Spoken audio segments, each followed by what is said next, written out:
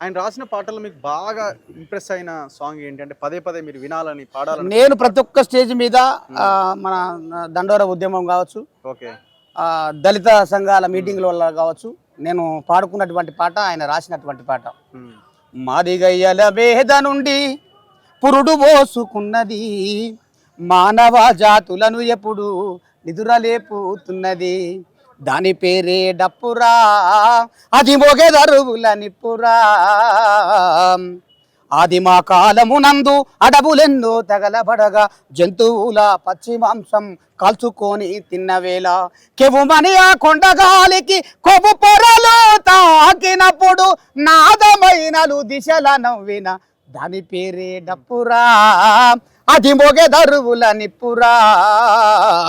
పండగలు పెళ్ళిళ్ళు వస్తే పరవశించి పోతది, అప్పగింతాలయ్యదాకా తోడుగుంటానంటది, దింపుడు గల్లము కాడ సడి సప్పుడు జయ్యది, దింపుడు గల్లము కాడ సడి సప్పుడు జయ్యది, కంటి రెప్ప తోటి అది కాను కందుకుంటది, దాని పేరే డప్పురా, అది మోగెదరువుల నిప్పురా.